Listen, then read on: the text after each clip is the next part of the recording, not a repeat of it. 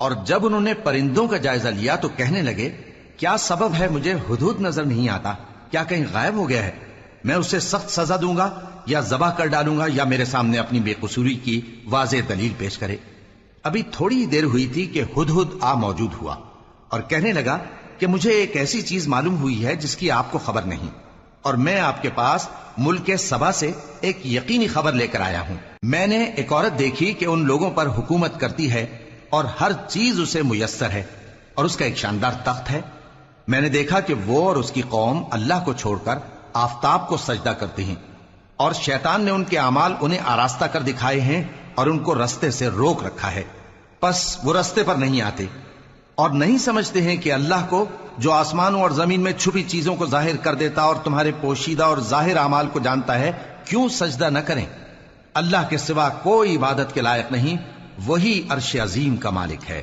سلیمان نے کہا اچھا، ہم دیکھیں گے تو نے سچ کہا ہے یا تو جھوٹا ہے۔ یہ میرا خط لے جا اور اسے ان کی طرف ڈال دے، پھر ان کے پاس سے ہٹ جانا اور دیکھنا کہ وہ کیا جواب دیتی ہیں۔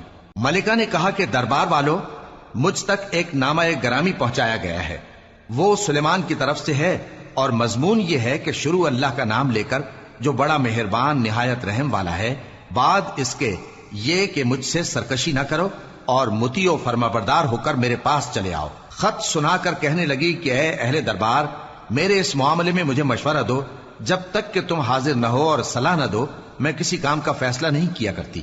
وہ بولے کہ ہم بڑے زوراور اور سخت جنگجو ہیں، اور حکم آپ کے اختیار میں ہے، تو جو حکم دیجیے گا اس کے انجام پر نظر کر لیجیے گا۔ اس نے کہا کہ بادشاہ جب کسی شہر میں داخل ہوتے ہیں تو اس کو تباہ کر دیتے ہیں اور وہاں کے عزت والوں کو ذلیل کر دیا کرتے ہیں، اور اسی طرح یہ بھی کریں گے، اور میں ان کی طرف کچھ تحفہ بھیجتی ہوں اور دیکھتی ہوں کہ قاصد کیا جواب لاتے ہیں۔ پس جب قاصد سلیمان کے پاس پہنچا تو سلیمان نے کہا کیا تم مجھے مال سے مدد دینا چاہتے ہو؟ سو جو کچھ اللہ نے مجھے عطا فرمایا ہے وہ اس سے کہیں بہتر ہے جو تمہیں دیا ہے۔ حقیقت یہ ہے کہ اپنے تحفے سے تم ہی خوش ہوتے ہوگے۔ ان کے پاس واپس جاؤ، اب ہم ان پر ایسے لشکر لے کر حملہ کریں گے جن کے مقابلے کی ان میں طاقت نہ ہوگی، اور ان کو وہاں سے بے عزت کر کے نکال دیں گے اور وہ ذلیل ہوں گے۔